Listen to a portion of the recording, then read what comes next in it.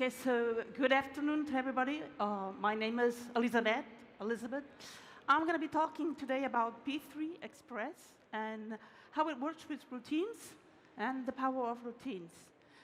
Before I start, I would like to explain you a little bit how I feel being here.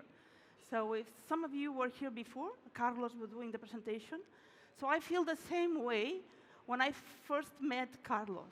I did an agile postgraduate at La Salle, and I was the unique person that was not a software developer at the classroom. Okay, so all the teachers, all my colleagues, were software developers. So I'm not a software developer. Okay, I'm a mechanical engineer. I've been working with project management from a very long time ago. So today I will be explaining about P3.express.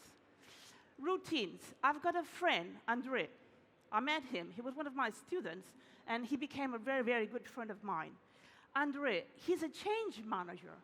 He used to work as a project manager, and now he works as a change manager. He deals projects with more than 5,000 stakeholders. Okay? And as a change manager, what he does is how to deal with the resistance that people have and face in the projects. Okay? And he's really very good at his job. And I've used his advice many, many times. And he always asks project managers a very, very strange question. Okay? The first time I met him, he made me a question, a very, very strange one, that I'm going to also make you. Do you make your bed every day in the morning? How many of you do your bed every day in the morning? Wow, maybe a 15%, 10% only. Okay, so why is somebody asking a routine question to a project manager? Okay? No? Why you're not asking me a project management question? Why are you asking me about routine? So why routines are so important? Okay? Why does he make so much emphasis in the routines? Okay? So first, let me introduce you a little bit about P3.express. P3.express is a project management. It says a system, I believe, or I think for me at least, it's a methodology. I'm not going to be discussing if it's a methodology or it's a system. Okay? But it's a project management system methodology. Okay, it was released in 2016, and it's called to be a minimalist project management methodology. Okay, it's open source. It's made in the European Commission, made here in Europe. Okay, what else? It's made by a community, and that's true. I'm part of that community. Okay. I didn't participate when they released the P3.express methodology, okay? But I did participate when we translated it into Catalan, and now they're releasing what they call the micro P3, okay? Minimalist, that's also true. It's a very, very light project management methodology. It's really very light, okay? It's very easy to use, to adopt, to teach.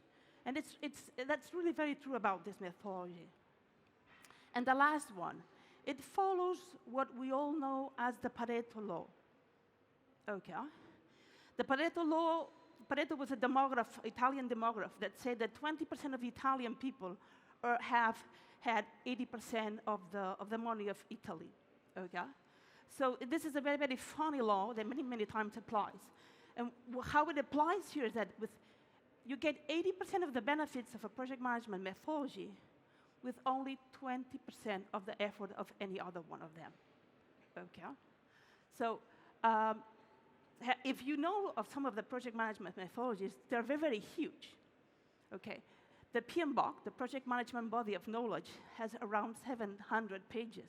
And it's not even a methodology. It's only a standard. Okay? So P3.express only has 47 pages. Okay, so it is really minimalist. Okay. What about routines? Okay, what is a routine? A habit. It's the normal order and way in which we regularly do things. So if I go back to the question that Andre made me, if I was doing my bed in the morning or not, what I think about is something that is negative. I remember my mom telling me when I was a child, when I was a kid, have you done your bed? Are you going to do your bed? So when I think about routines, the first idea that I have is that it's something that is negative. boring, useless. Okay? I have my son here. I ask him, do you make your bed? He said, no, it's nonsense. You're going to be using your bed once again. Okay? So when I first think about routines, I think something that is taking me my freedom, that's taking creativity, that is boring, that it's not useful at all. Okay? And I guess some of you also have that feeling, no? Because when we were kids, our parents teach us a lot of routines, a lot of habits. And when you make your grown-up, sometimes you just want to break with everything that you learn about habits and routines, okay? But let's go once and talk about Andre. He's a wise person. He's really very good at what he does. So if he's asking me that question, that's because routines maybe are not so much negative as I thought. And in fact, if you look at the studies and you start searching, you're going to find everywhere that routines are positive. Routines are good. Routines are wonderful. Okay? Because once we start doing something in a routine, our brain goes in peace. It's resting. So we give time to our brain to be creative. We give freedom to our brain. So contrary as we might think about the routines, okay, they are very, very, very beneficial, and they help us to boost our productivity. Just remember, when you take a shower in the morning, nobody thinks about how you're going to take your shower. And all of us have a specific routine about how to take a shower, even how to dry yourself after the shower. And at least for me, when I'm taking a shower, it's the time for me that is really very creative. Okay, because it's like my mind is free, doesn't have to think about anything, and then I'm giving him a space. Okay, so finally, Andre was right about that. Routines are really very important. Okay, so let me talk you a little bit about myself and why P3.express and routines. Okay, so I'm a mechanical engineer. I told you about that. Okay, and I worked many, many years for a Japanese company. Okay, so I did develop a lot of software when I was there, but a very, very specific thing, and that was long, long, long time ago. Okay, but at least when Carlos was explaining about the problems when you are developing software, I encountered all that problems. So in my job, I'm now a trainer. I train project management since 2010, okay? And I also volunteer a lot, okay? So I found out about P3.express at the end of 2021. And at 2022, what I did is I offered myself as a volunteer to translate to Catalan. So it's the first methodology that we have translated into Catalan from project management. And what I also have as a passion is not only project management, but one of my other passions is social economy. I spend a lot of time with social economy projects. So you might not know it, but Fiare, it's an ethical bank, okay? I collaborate there as a volunteer. And Supercop is a supermarket. It's a social supermarket that we have in our city hall, in my city. We are over 700 members, okay? And what happens with the social economy projects is that normally the entities behind them are very, very tiny, very small, okay? And they suffer a lot of problems with project management. And when I first looked at P3.express, I thought, wow, this is just what they need. The routines, the habits about what has to be done in project management, okay? So, am I good at P3.express? Yeah, I consider myself as quite good at project management. I know a lot of methodologies. I love learning about new ones. About routines, maybe not so good. I'm really very good at routines at my job, but in my personal routines are not so good, okay? But I do my bed every day because I have 3 cats. That's the only way to be free of hair. So let's talk about P3.express, okay? So does somebody know about P3.express? Did you heard about it before? Nobody? Okay, that's good then. So as I told you, it was released in 2016. There was an initial community there leading this project. I've met some of them. We had a conference last year in Spain that was quite nice, okay? And they have released, this is the 3rd version of the methodology that they have released, okay? So what we have here in this methodology, we have this very nice graph that represents the methodology itself. Okay, so from a point of view of design, it's really very nice. That's a good point for starting. So it has 33 activities. They don't call them process, they call them activities, but it will be very, very similar to a process. And they have 7 different groups. Okay, so here at the beginning, we have the group of activities that we should do when we start a project. Okay, or at least the ones they recommend us to do when you start a project. Then we have the part of the routines. We have this monthly loop, okay, that has 2 parts. We have a serial of activities that the methodology recommends us to do at the beginning of the month, okay, and a series of activities that we should do at the end of the month, okay. And in between, we have another smaller loop that is the weekly management and the daily management. Okay? So I'm not going to go very deep inside of each one of the different activities. Okay? So the idea is that you have a project. I don't care. I don't know how long it's going to last. Okay? But I'm going to always start by there. I'm going to be starting with these loops. And I'm going to end my project with a set of activities that are the ones that I have at the closure of my project. And then we have another loop. Okay? We have another loop. That is the post-project management loop, okay? For me, this is the best loops that we have in the methodology, okay?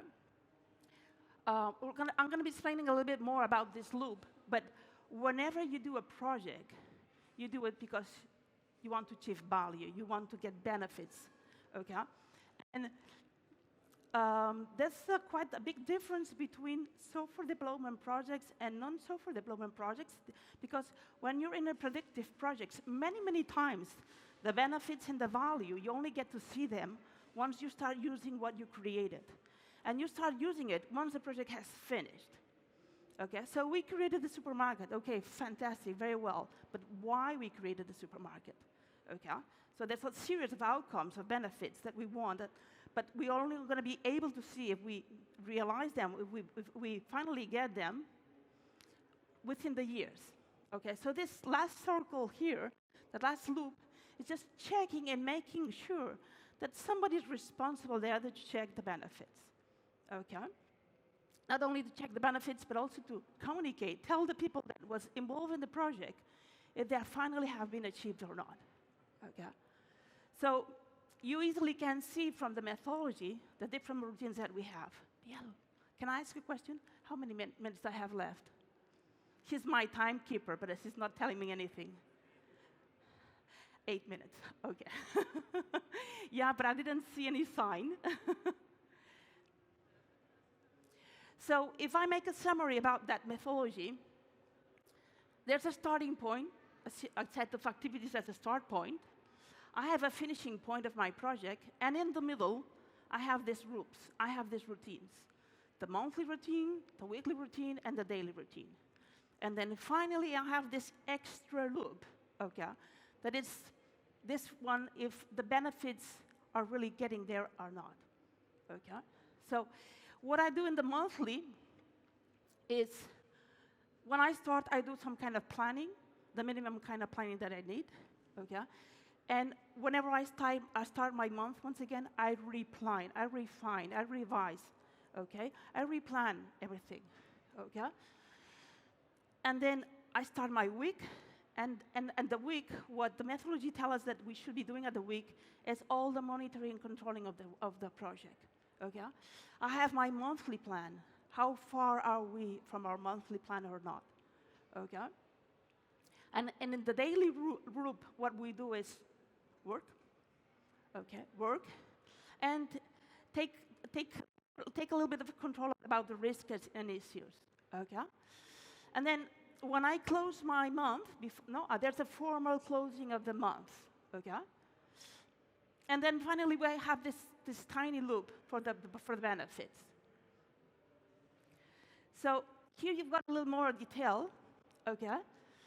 So in the month, we replan, and there's another thing in the routines that is really very nice, and that is very, very much specific of this methodology, even if I've seen it in other ones. a peer review. It's a quality check from a point of view of the project management. So a colleague, a peer will come and check how well you're managing your project or not, okay?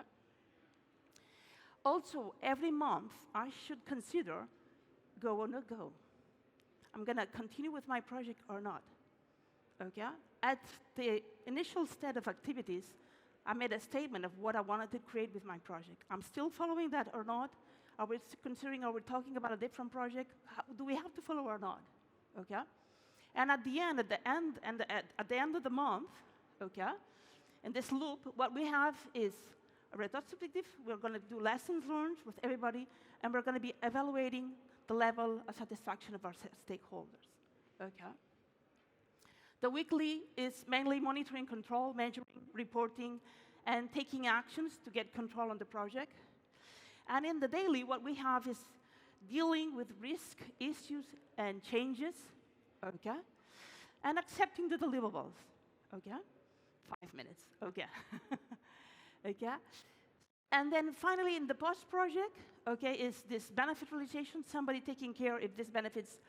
The idea, what they tell us about every 3-6 months, somebody should be doing this, okay? And also at the same time, looking if the outcomes of the project, once the project has been used, if we can generate new ideas or not, okay? What is common for most of them, not for the daily one, but most of them, is communication. It's a repeated activity that is a focused communication, telling the story to everybody, okay, telling people that we are going to start the month, telling people that we finished the month, telling people that we're going to start the week, and telling people how we are dealing with the benefits, okay? And also in the monthly and the weekly, okay, we have a starting point, just like a kind of a kickoff, okay? And in this kickoff also, it's a time work to everybody. So this is P3.express, okay? And I would like to compare it a little bit with other routines that we have, okay? So we have personal routines here. Does everybody know about the 5S? Tony, somebody else? Marie Kondo. Who knows about Marie Kondo? Everybody. Okay, so Marie Kondo was explaining 5S. That is a Toyota lean manufacturing methodology, okay? But she was taking that outside of the automotive sector and bringing it to home, okay? Sorting things, looking at what you really need, how you need them, ordering it, standardizing, okay? So that's something that I use in my daily work, with my emails, with my documents, with everything, okay? Pomodoro. Who knows the Pomodoro technique? Okay, it's another personal technique to increase your personal activity, okay? And then we've got Scrum. Everybody knows Scrum, okay? So there's one thing I didn't explain. Why P3.express is called P3. There's a reason behind there, okay? So when they created this methodology, they decided the first level of management is your personal management. The second level is your team management. And the third level is the project management. Fourth, the program, and the fifth one is the portfolio. Okay, so for me, the Pomodoro and the 5S will be the first one. And a Scrum for me would be a team management. Okay, so if we look at Scrum and P3.express, there are many, many points that they're overlapping there. Okay, so we could look at the monthly loop that I was explaining about P3 as the sprint loop. Okay, they match quite a lot. Okay, because when we start a sprint, we always have the defining of the backload, the replanning of everything. When we finish, we also have the lessons learned, okay? What is a little bit different is about the daily loop, okay? In the daily loop in Scrum, it's assigning, it's a communication between the team, okay? And it's very, very different from P3.express. So what I mean here making this comparison, okay, is that P3.express offers us a little bit more than the team management that we have at Scrum, okay? Is everybody okay if I say that Scrum is a team management methodology or framework and not a project management? more or less? Okay, I thought there were going to be a little more ugly faces here. And as the final routine, this is a book. It's a book of a friend of mine. She was my neighbor when I was a child. She was the first person in Spain to go below 12 seconds in the 100 meters. Okay. She's still an athletics now. She's still the champion of the world. And what she's dealing here in her book is about health routines, healthy routines. So what I'm adding here is another level, okay, no, about health. And my son is telling me that I only have 1 minute left, okay? So even if we think about routines as something negative, no, they really help us to be more productive, okay? So I'm going to end with this one, but this is that's really the last one. So I'm not I'm not an evangelist about P3.express, okay? In fact, I pick from all the methodologies that I know, okay? Complexity, the projects are so complex nowadays that we need a lot of reference and from different places, okay? So you have the webpage of P3.express where everything is explained. You can download the manual. If the manual is not in your language, you're free to volunteer to translate it. And I'm going to finish now. Thank you all. And of course, Andrea was right. Okay, routines are important. But what I have discovered through the years is that project managers are good at their work routines and quite bad at their personal routines. Okay, that's another topic, another speak. Okay, I guess that it's like you've got so many routines in your job that when you arrive home, it's just like, I don't want more routines. Okay, and I'm just going to finish with the second question that Andrea makes always to any project manager he encounters. Okay, and the question is, who's the most important stakeholder in your project? Okay, so feel free to think about it. Thank you very much. I thank you for the organization. And many, many thanks to Angel. Angel Agada was supposed to do this speech. Okay? So he couldn't be here. So he asked me, he invited me to do the speech. So very thankful for him and for Jonathan. So from my side, that's all. If there's any questions, we have still some minutes. 2 minutes.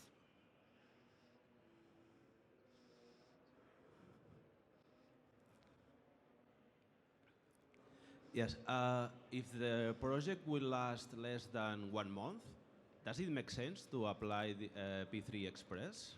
No, then you have the micro. Okay, it was just released maybe 3 months ago, and it's used when you have really very tiny projects with between 1 and 5 members in the team, and very few time. But if the project is less than 1 month, nobody's hearing. Maybe you can deal that as daily work in an operations. Maybe it's a better guess. No? Thank you.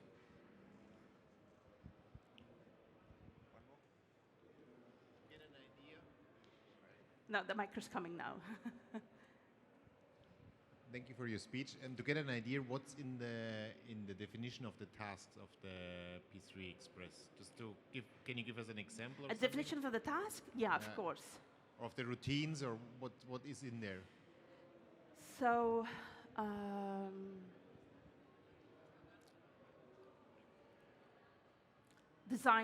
assign the sponsor. Who's going to be the sponsor? Okay. Assign the project manager. Who's going to be the project manager? It's not predictive, but it still has all the predictive roles that we know. Who's going to be part of the role? Who's going to be part of the team? Excuse me. Okay.